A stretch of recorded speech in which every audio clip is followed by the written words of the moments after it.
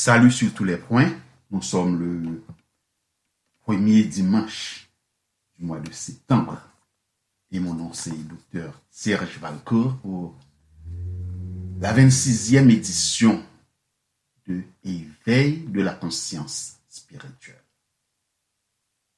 Aujourd'hui, nous allons strictement concentrer sur la métaphysique et le sujet du jour, c'est la prière sincère. Chacun se fait une image personnelle du divin. C'est sûr, comme je conçois le divin, vous ne le concevez pas. Et chacun de nous le conçoit d'une façon tout à fait personnelle et particulière. On peut faire partie de la même organisation religieuse ou spirituelle, mais notre conversation avec Dieu ou la conception que nous faisons de lui est tout à fait différente. Le fait pour moi de faire partie de votre religion ou de votre organisation spirituelle ne signifie pas que vous et moi, nous avons la même conception de Dieu. Non, point du tout. Chacun a une conception personnelle de Dieu. C'est pour cela, on peut même dire le Dieu que je conçois, le Dieu qui est en moi, Dieu de ma compréhension, parce que nous ne concevons pas de la même façon notre Dieu. Mais Dieu reste Dieu. Ce n'est pas la façon dont nous le concevons qui compte, mais c'est la façon. C'est notre cœur, c'est ce que nous dégageons au fond de nous-mêmes. C'est ce qui compte. Certaines personnes se contentent de faire le signe de la croix et prétendent que c'est ça la prière. D'autres jettent quelques gouttes d'eau par terre au nom des saints, des anges, des morts et prétendent prier. D'autres enfin récitent comme des perroquets des brides de prière ou des psaumes prêts à réciter et ils pensent qu'ils prient. Mais, chers amis, juste imaginez. Si un de vos enfants vous demande quelque chose utilisant des phrases préparées par d'autres, alors qu'un autre enfant s'amène et cherche des expressions du fond de son cœur pour vous demander quelque chose, à qui accorderiez-vous beaucoup plus d'importance? Ceci pour vous dire que la prière est une conversation à Dieu qui nécessite tout le respect et la sincérité pour soi et pour l'être suprême. I'm only human. I'm just a woman. Help me believe in what I could be and all that I am. Show me the stairway. I have to climb. Lord, for my sake, teach me to take one day at a time. Mon nom encore, c'est Dr. Serge Valcourt. Oui, je disais précédemment que la prière est une conversation à Dieu qui nécessite tout le respect et la sincérité pour soi-même et pour l'être suprême. C'est pour cela aujourd'hui, nous allons parler de la prière sincère. J'ai fait exprès d'ajouter le mot sincère après la prière. Parce que, pour vous dire, pour insinuer que toute prière n'est pas sincère. Alors, allons donc. Nous ne sommes jamais seuls, mais guidés et dirigés par l'âme universelle. nous avons pour devoir de purifier chaque jour l'extension du divin en nous. Nous avons pour devoir de nous débarrasser constamment. Comment nous ça? Nous avons pour devoir de nous débarrasser constamment des sous-produits de l'ego jetés dans l'air psychique. Nous devons toujours nous rappeler les points suivants. Partout où nous sommes, c'est Dieu qui s'y trouve. Dans tout ce que nous entreprenons, c'est Dieu qui agit.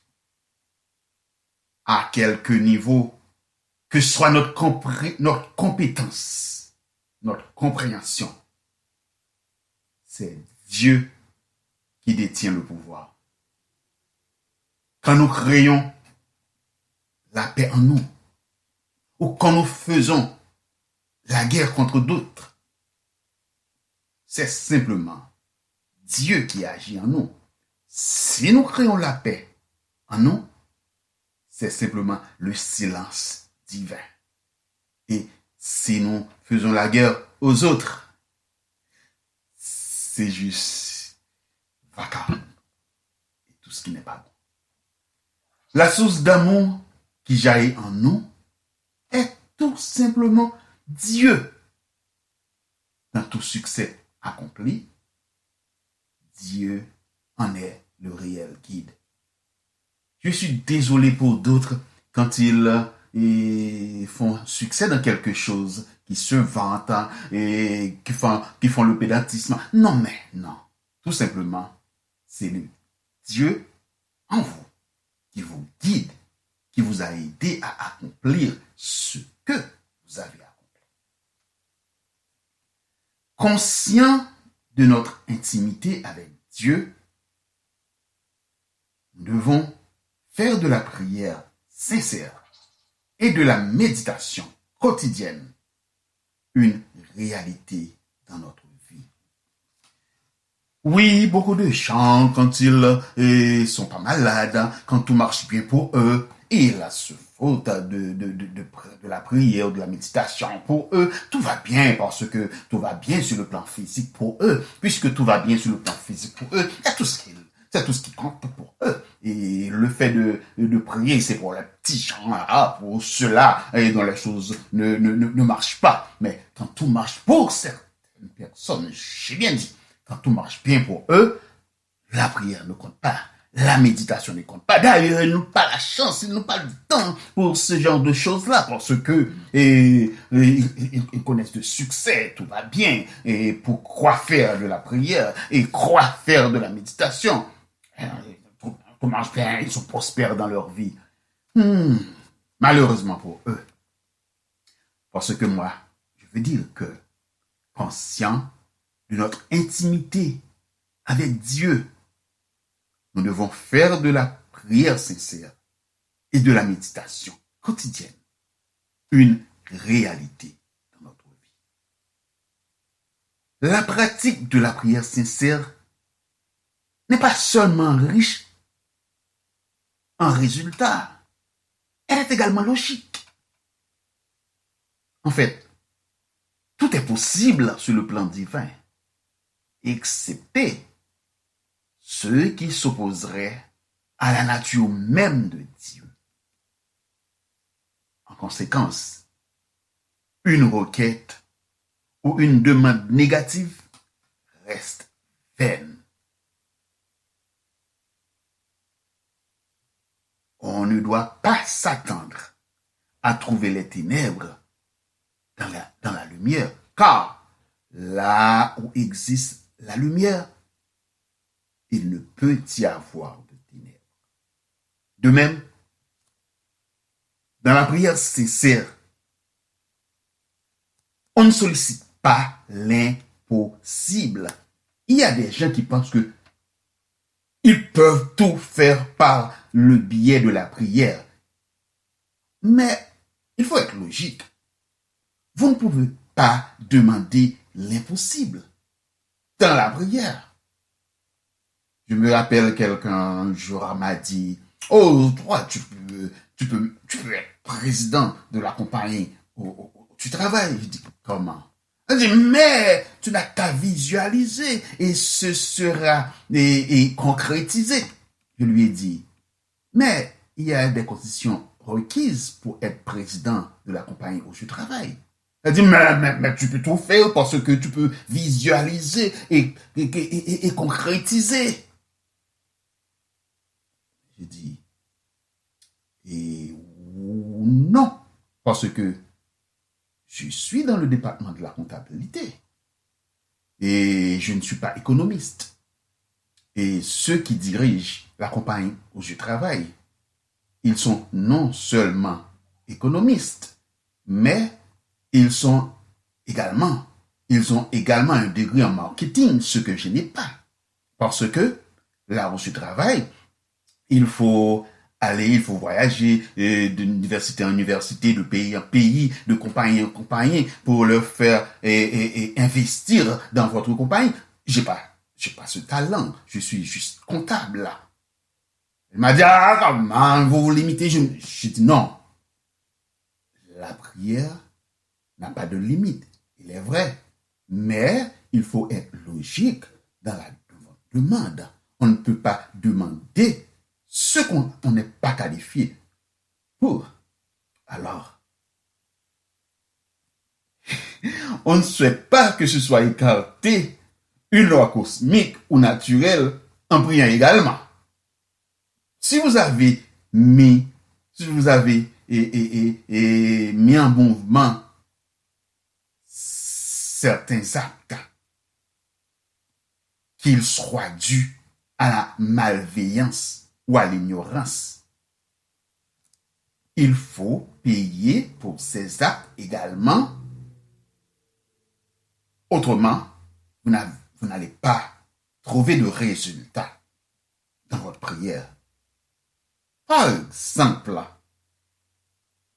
dans une vie précédente, vous avez déplacé quelque chose que vous n'auriez pas dû déplacer. Et maintenant, et comme c'est une nouvelle vie, et vous êtes quelqu'un de neuf, n'oubliez pas la loi du karma n'efface rien. Si vous avez cassé vous avez cassé un verre, il faut le remplacer. Je veux dire, si vous avez commis quelque chose, il faudra le payer certainement selon la loi du karma, ce qu'on appelle la loi de cause à effet. Je dis que la loi de cause à effet ne permet pas que ce soit écarté une cause dont on a déjà provoqué le déclenchement. Tout ce que vous faites sur Terre, vous le payez d'une façon ou d'une autre au cours de cette vie ou dans une autre vie. Vous allez le payer. Et c'est ça la loi du karma. Et je pense que cette loi est importante pour vous forcer. La loi ne vous force pas, mais pour ceux qui connaissent cette loi, ils ont pour devoir nécessairement de faire ce qui est bien, parce que, sachant que tout acte posé doit être payé, on doit payer pour toute action posée sur terre. Dans cette vie, au cours de cette vie, ou dans une autre vie à venir, vous allez payer pour toute action commise, ayant conscience de cette loi, vous faites de votre mieux, certainement, pour commettre des actions positives. Je pense que c'est une loi que l'Église aurait dû insister dessus, parce que ça force les gens à faire ce qui est bien. Mais quand vous dites à quelqu'un, il faut faire ce qui est bien, parce que Jésus revient, pour vous chercher, si vous faites pas ce qui est bien, vous allez pas,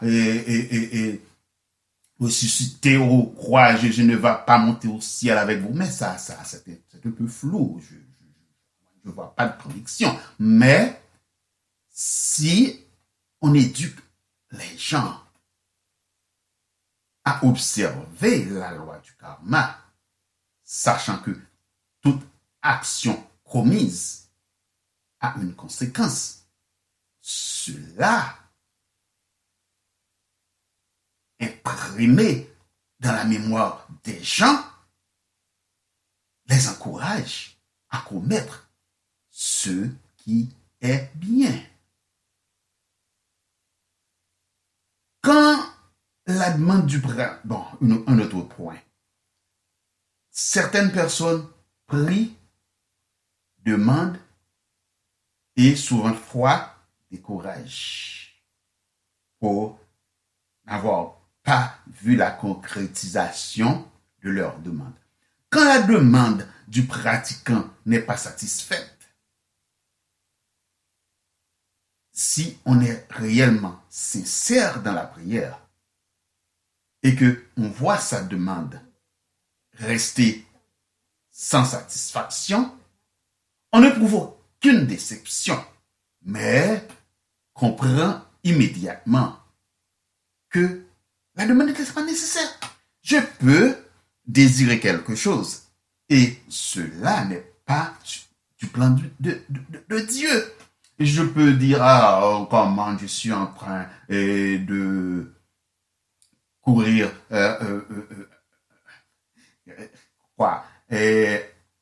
une Honda et j'aurais bien aimé avoir un BM, un Bentley, pourquoi pas. Mais je suis en train de demander ce que je désire. Je demande à l'esprit cosmique ou à Dieu ce que je désire. Mais c'est juste un désir. Ça peut ne pas être dans le plan divin. Je peux ne pas trouver de résultat à cette demande parce que c'est tout simplement pas nécessaire. C'est pour cela, si on fait une prière de demande, il faut demander ce qui est nécessaire, non pas de l'extravagance. Ça ne compte pas pour Dieu. Vous avez votre désir.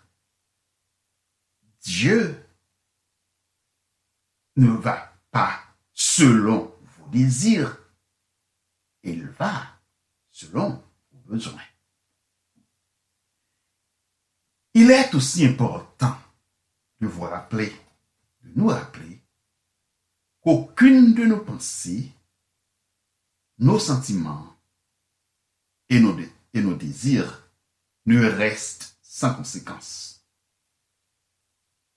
Dans l'écran de notre pensée, quotidiennement, nous semons des graines dans la terre de notre âme. Et ces graines germeront un jour ou un autre. Une fois qu'elles ont été semées,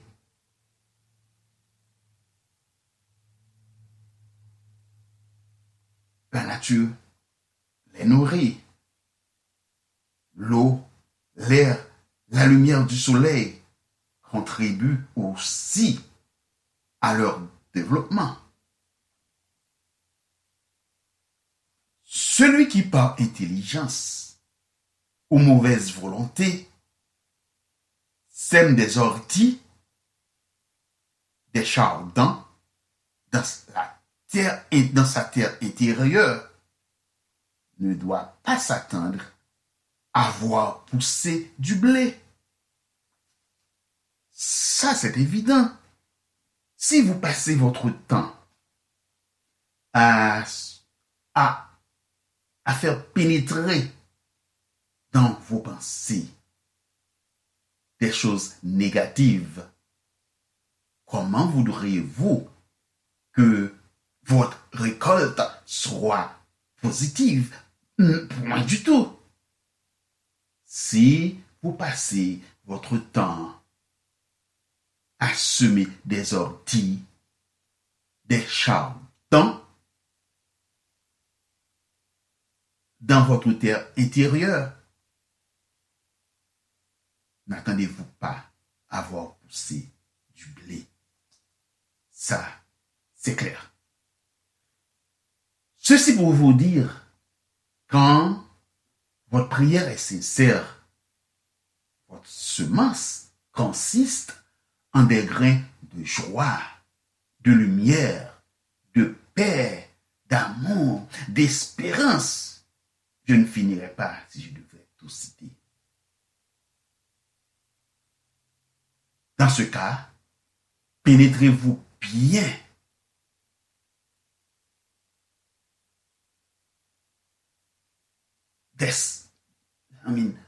pénétrez-vous bien de leur sens.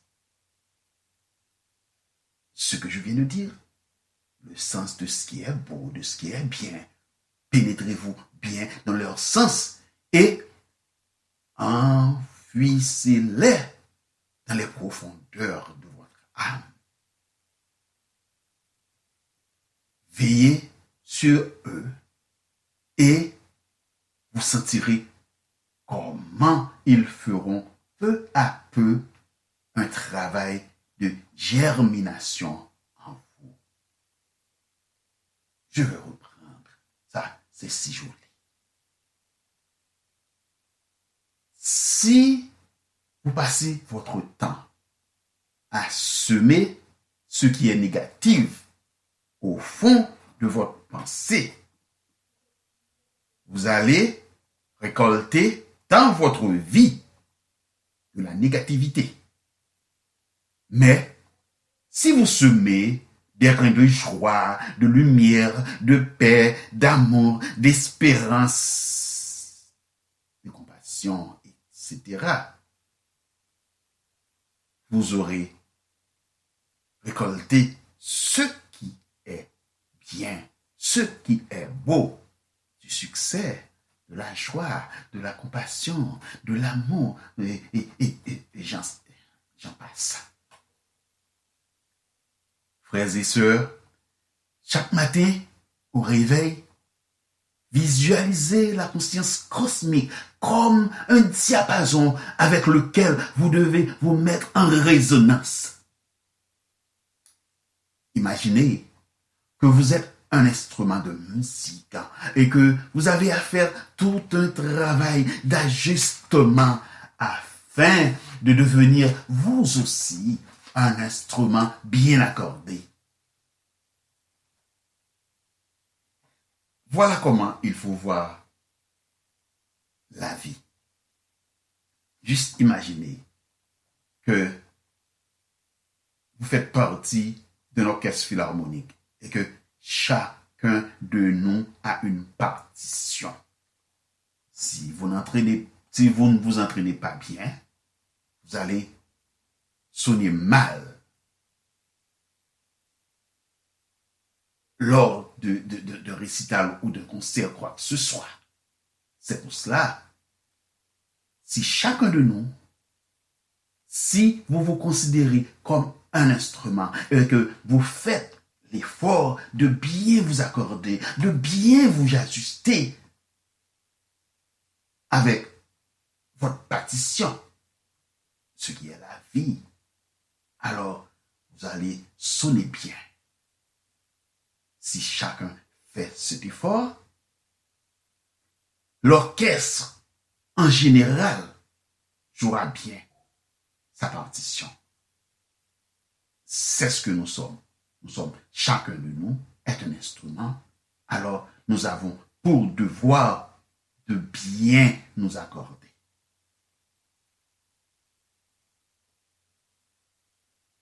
Nous ne devons pas commencer à jouer sans avoir accordé notre cœur, notre intellect, notre âme et notre esprit. Et également, tout au cours de la journée. Il nous faut également veiller à ce que nos cordes restent bien tendues par nos pensées, nos paroles, nos actions. La vie n'est pas facile. Il faut constamment s'accorder, s'harmoniser avec la loi de l'amour pour nous engager sur le chemin de la lumière. Nous devons poursuivre inlassablement notre marche sans douter de la destination. Il est vrai que pour atteindre notre destination, de nombreux obstacles se dressent sur nos voies. Mais il ne faut jamais nous arrêter en route. Au contraire, nous devons en faire des engrais pour nourrir notre foi. Ça arrive, des fois, on prend le chemin de la prière, de la méditation, simplement le chemin de l'amour. Et pendant qu'on est sur ce chemin-là, il y a des problèmes, on rencontre certains problèmes sur le plan matériel et d'autres problèmes. On se dit, oh mon Dieu, moi qui suis votre serviteur, votre servante, pourquoi moi? Pourquoi ces problèmes-là? Et puis, certaines personnes pensant et formulant ces idées, certaines personnes découragent et laissent en route. Non, il ne faut pas se laisser décourager face à certains problèmes de la vie. Quand on prend le chemin, il faut être patient, sans intérêt, sans penser à rien et poursuivre la route parce que il y a toujours des épines dans la rose. Or, on a besoin de la rose, on veut cueillir la rose, mais des fois, les épines nous empêchent et ça nous pique la main. Mais il ne faut pas se décourager. Il faut oublier les épines et penser juste à admirer la rose. Ivanov a révélé que la vie spirituelle est comme l'ascension d'une haute montagne.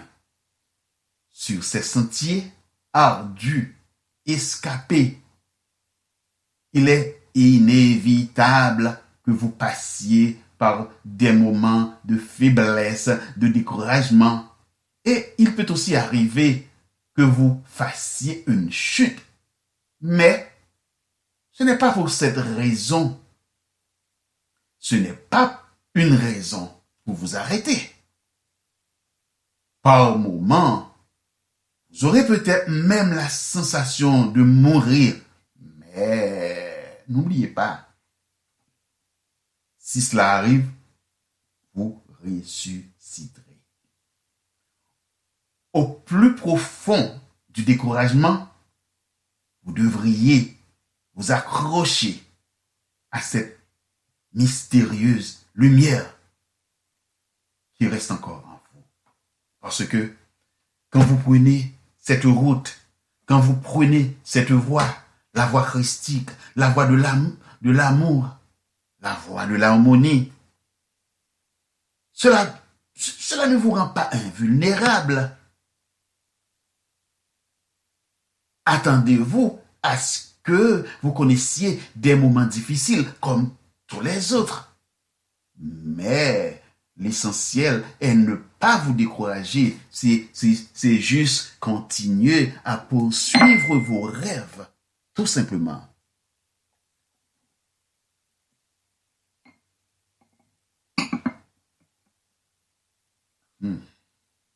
C'est pas facile, mais il faut faire l'effort. Prenez l'exemple d'un oiseau qui prend son envol. il peut arriver à un point, il se pose. Mais cependant, l'oiseau va recommencer à poursuivre sa route parce que là, l'oiseau n'a pas une destination. Il va là où il veut. Mais cependant, s'il s'arrête pour un moment, pendant un moment, il s'arrête sur un arbre, c'est temporairement. Il va poursuivre sa route jusqu'à sa destination. Encore, la prière exige l'humilité. Elle réclame la soumission au meilleur côté de notre nature. Elle nous met en contact avec les impulsions les plus subtiles de notre être.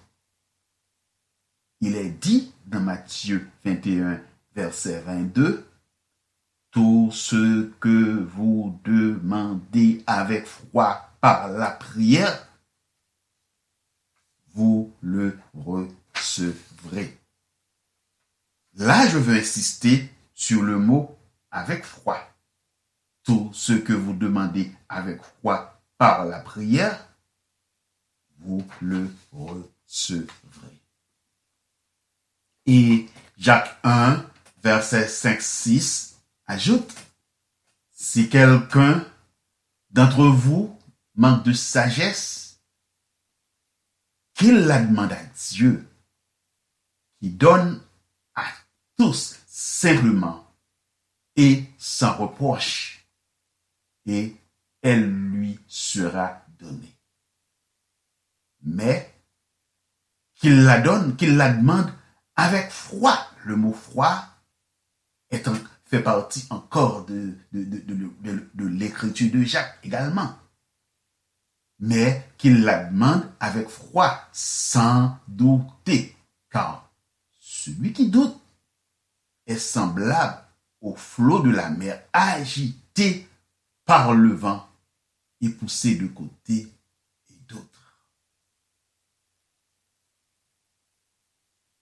Comme nous sommes en train de parler de la prière sincère, comme j'avais précédemment dit que toute prière n'est pas sincère, c'est pour cela que je fais référence à ces versets bibliques-là. Comme je viens de faire référence à Matthieu, qui a dit dans Matthieu 21, verset 22, que tout ce que vous demandez avec foi, par la prière, vous le recevrez. Alors, si vous faites une demande, faites-la avec foi. Et encore, Jacques a ajouté, dans Jacques 1, verset 5-6, Jacques a ajouté que votre demande doit être faite avec foi, sans douter.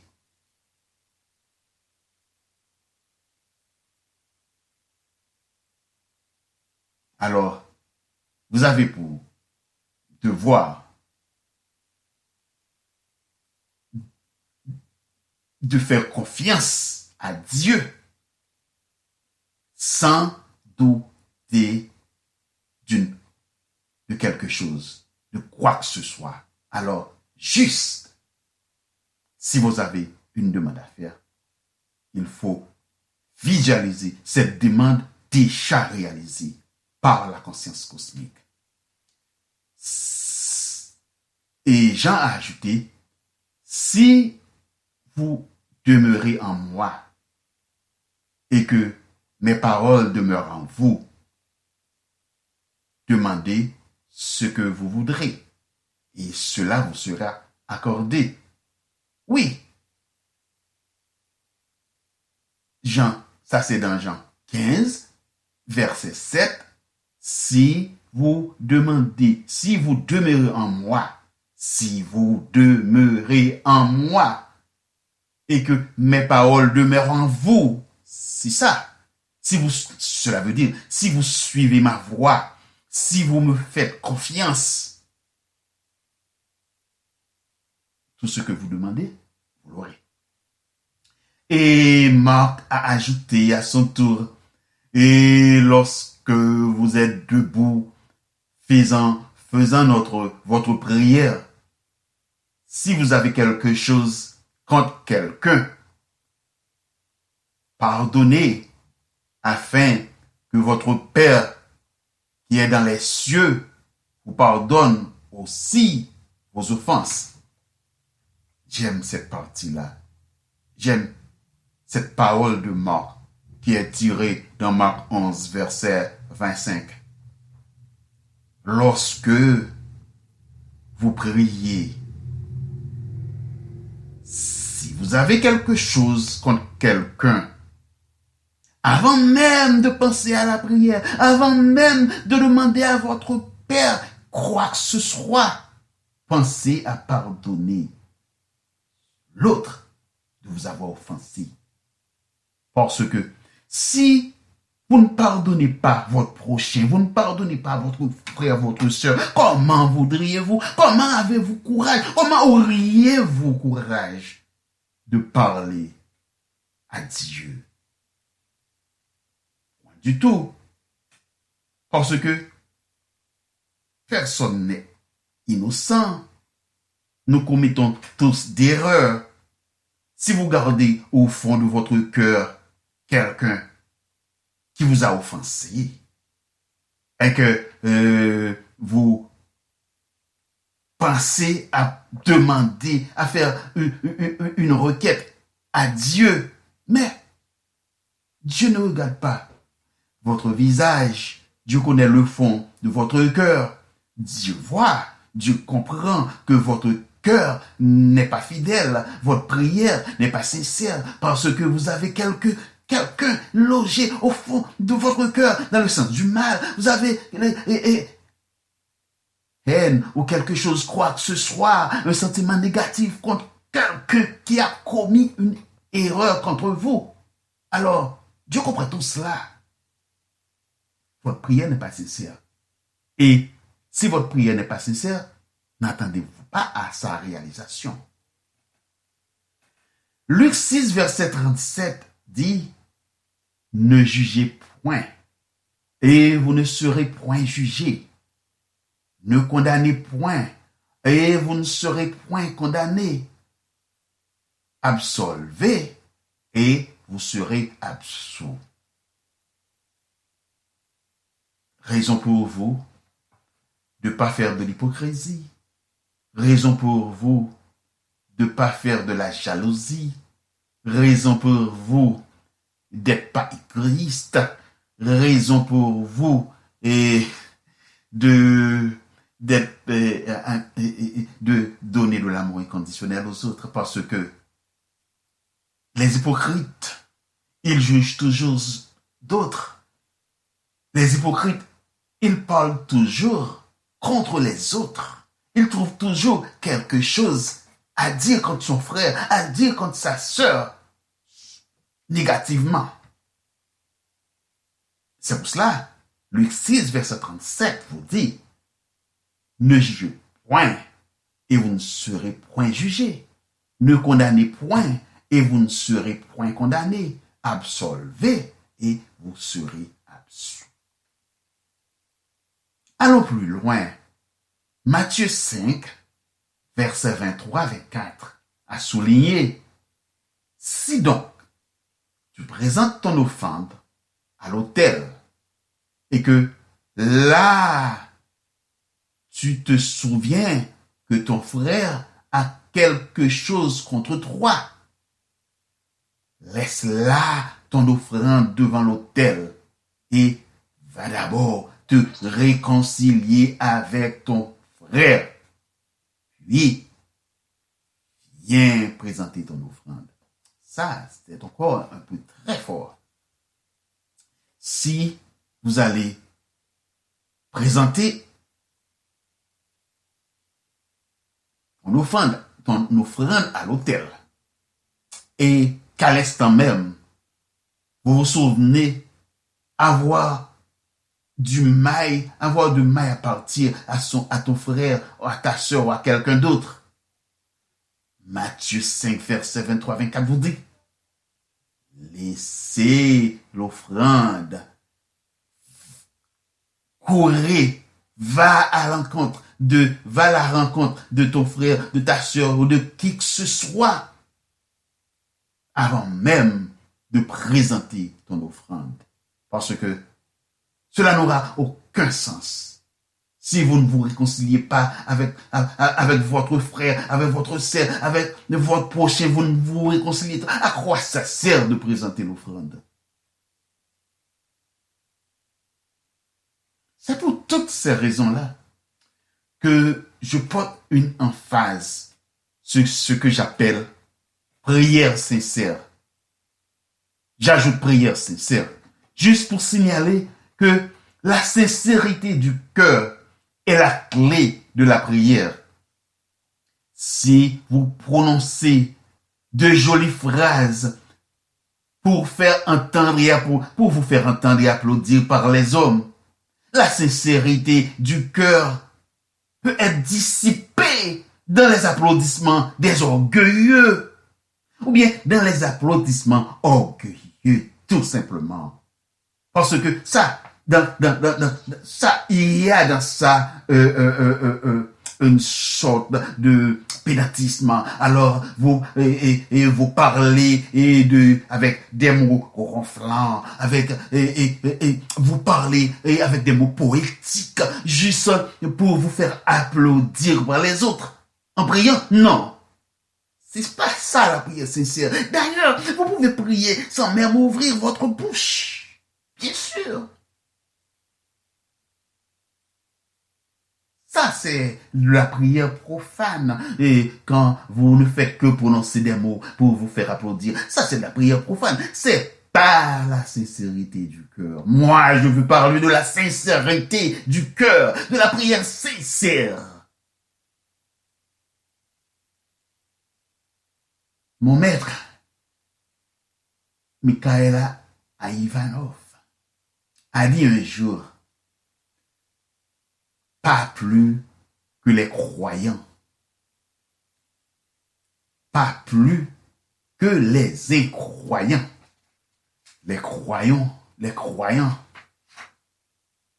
ne se font une idée juste de la religion.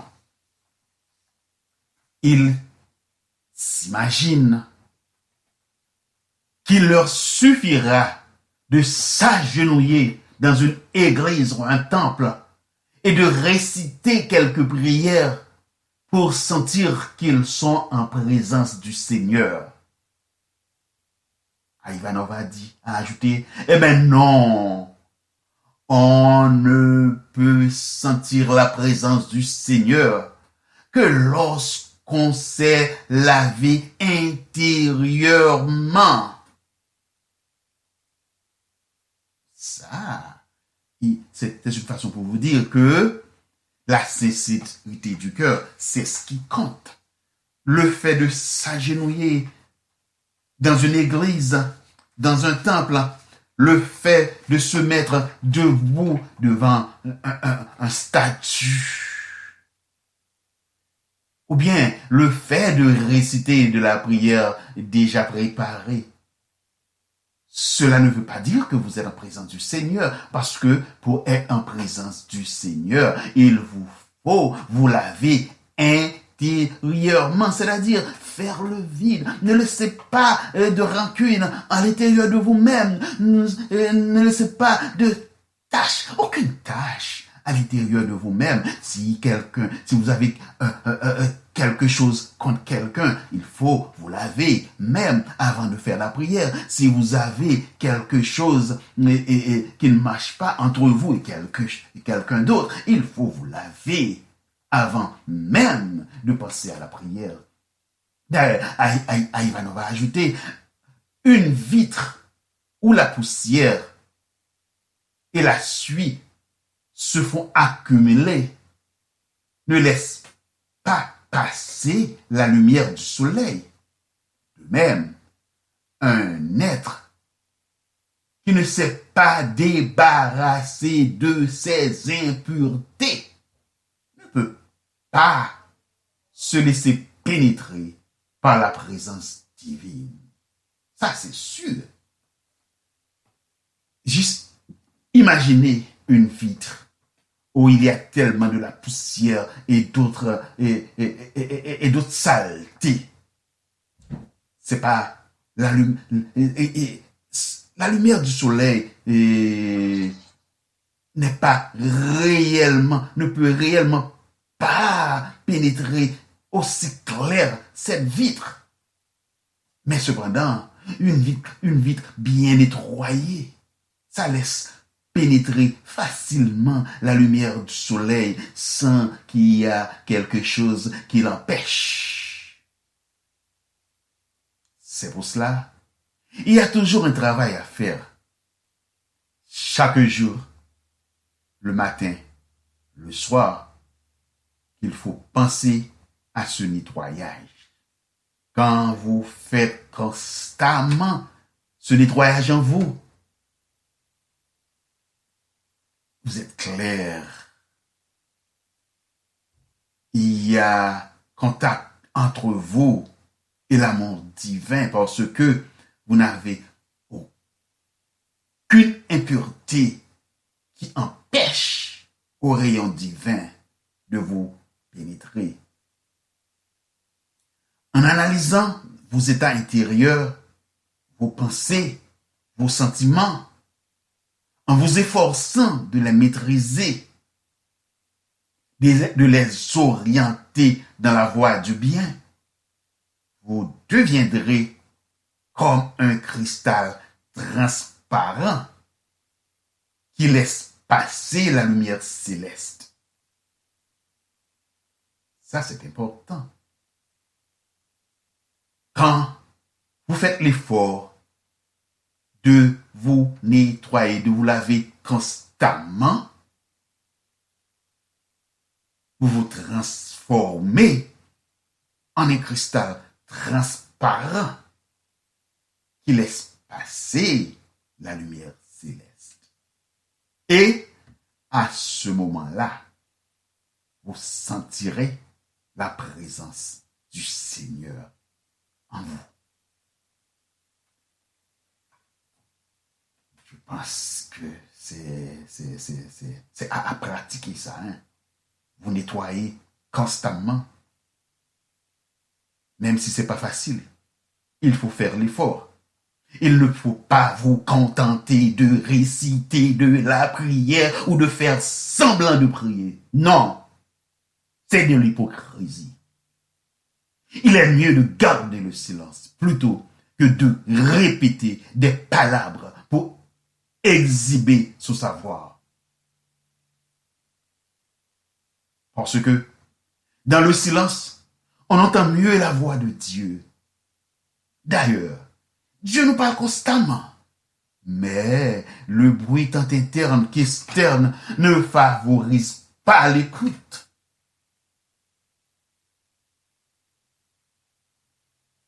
Quand vous entrez dans votre fort intérieur, dans le silence, vous donnez accès à la voix de votre instinct de vous transmettre le message de Dieu. C'est le meilleur moyen d'entendre et de transmettre le message de Dieu, c'est de vous asseoir dans le silence, contemplant l'amour en vous, contemplant la beauté de l'univers, la beauté de Dieu, l'amour divin, l'amour de votre prochain en vous.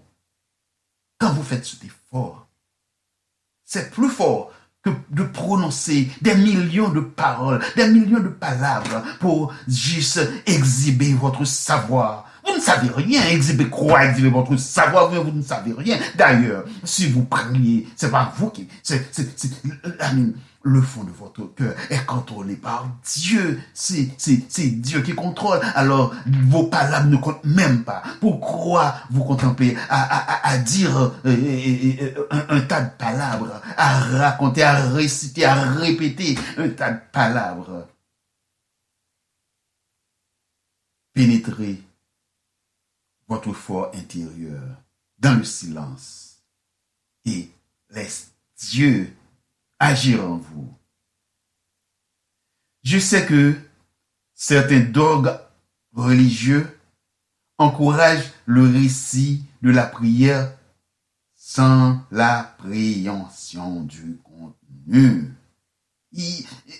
Ça m'arrive souvent d'assister à des gens qui prient et qui répètent. Même eux ne comprennent même pas ce qu'ils sont en train de répéter. Frères et sœurs, un tel récit ne semble pas être sincère parce qu'il ne dégage pas le contenu du cœur. Dans certaines traditions, les gens se donnent la main, réciter ensemble des psaumes, parfois dans une langue qu'ils ne comprennent même pas. Ça, je l'ai déjà vu. Des gens se donnent la main et récitent. Et il peut être des francophones récitant dans une langue qui n'est pas leur. Il peut être également des créolophones récitant en français, se donnent la main et récitent notre Père qui est aux cieux. Mais il y a des gens qui répètent et qui ne savent même pas ce qu'ils répètent. Peut-on être sincère en répétant ce qu'on ne comprend pas? Des fois, on ne peut même, on est à l'église, on ne peut même pas concentrer parce que quelqu'un lit dans une langue qu'il ne comprend pas, alors il ne lit pas bien. Le fait qu'il ne lit pas bien, il ne respecte pas leurs virgules, les accents, il ne respecte rien, alors il ne lit pas bien. Il vous déconcentre, vous n'êtes pas concentré parce que la personne répète ce qu'il ne comprend pas. Et vous qui assistez, alors vous êtes déconcentré. La sincérité réclame la limpidité du cœur. Si vous manifestez un amour ardent pour Dieu dans un petit coin de votre cœur, vous couvez des œufs d'hypocrisie, de jalousie ou d'envie. Pouvez-vous être sincère? La sincérité réclame la limpidité du cœur. Si votre cœur n'est pas limpide, votre prière ne pourra être sincère. La sincérité est une pyramide de lumière jaillissant à travers nos paroles, nos pensées, nos actions. Quand on est versatile dans une des vertus, la sincérité s'en éloigne. On ne peut pas être versatile dans une des vertus et croyant être sincère, point du tout. On ne devient pas pur ou sincère du jour au lendemain non plus. La sincérité est une route longue et rocailleuse. Pour atteindre ce sommet, il est nécessaire de maîtriser sa pensée, de maîtriser sa bouche, de maîtriser son corps. La maîtrise de la bouche s'obtient en évitant de mentir, de calomnier, d'injurier et de s'abandonner au vain baradage. Pour maîtriser sa pensée, on doit éviter toute cupidité et tout jugement erroné. On ne peut pas maîtriser sa pensée si on passe son temps à juger les autres. On ne peut pas maîtriser sa pensée si on passe son temps dans des bavardages. D'ailleurs, quand on bavarde, tout est possible. Et les médisants, les malparlants, tout est possible. Ça demande de sacrifice. La prière demande de sacrifice. La prière n'est pas répétition, comme le prétendent certains dogmes religieux. La prière n'est pas juste se donner la main et dire que Dieu est avec moi. Non, point du tout. La prière demande certains sacrifices. La prière n'est pas le fait d'avoir sa Bible sous sa main ou bien de prêt à ouvrir sa Bible pour réciter un verset, un psaume. Non, la prière n'est pas ça. La prière va plus loin que ça. Vous mentez si vous pensez que le fait de marcher avec votre Bible, le fait d'être toujours prêt à réciter un verset, vous pensez que vous êtes prêt, vous êtes... Ah non, vous mentez. Ne vous nagez pas dans le mensonge. Ne vous nagez pas dans le mensonge. D'ailleurs, moi, je ne marche pas avec la Bible. La Bible, bien sûr, la Bible est un livre de sagesse. La Bible est un livre de référence. Mais c'est pas le fait de marcher, d'apporter sa Bible avec toi, le fait d'être toujours prêt à ouvrir sa Bible qui veut dire que vous êtes sincère. Non, point du tout. La sincérité, ça se montre. La sincérité, ça se voit. La sincérité, ça... En parlant, en pensant, en agissant, la sincérité se voit. La sincérité est évidente. Personne ne peut se mentir.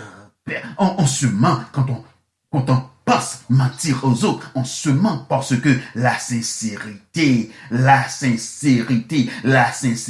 n'est pas de se faire voir, point du tout.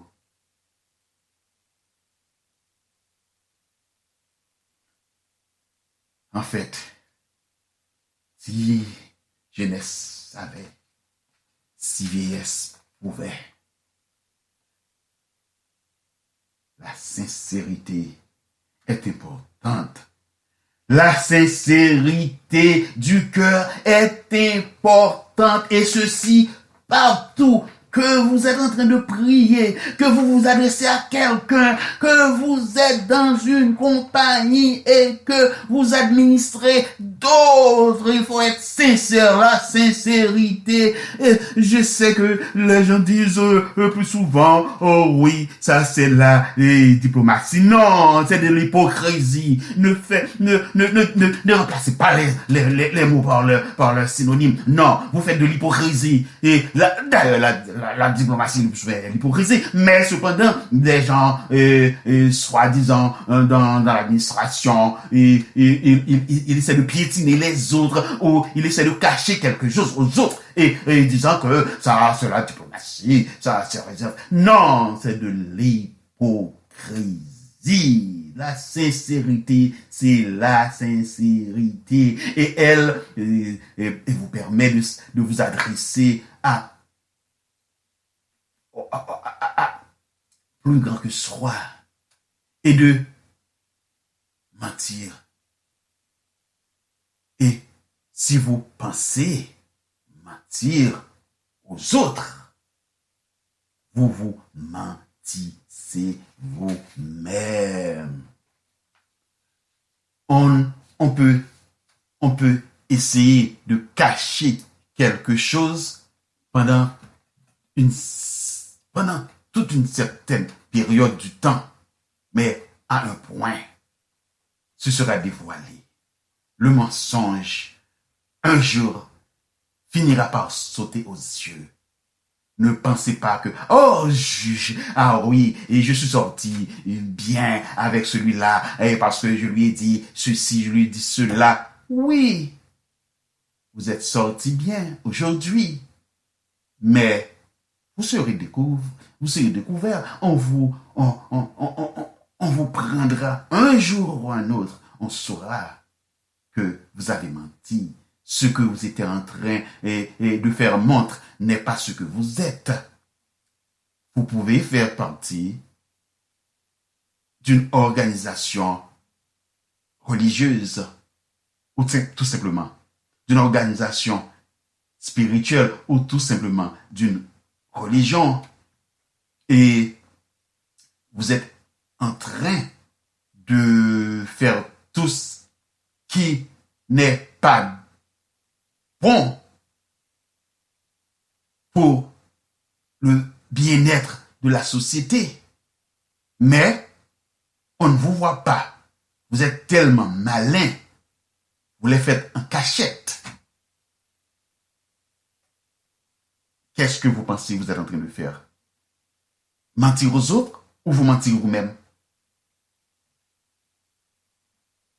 N'oubliez pas, les gens peuvent ne pas vous voir, mais ce qui est à l'intérieur de vous ou qui garde au-dessus de vous, il sait ce que vous êtes en train de faire. Alors, si vous n'êtes pas sincère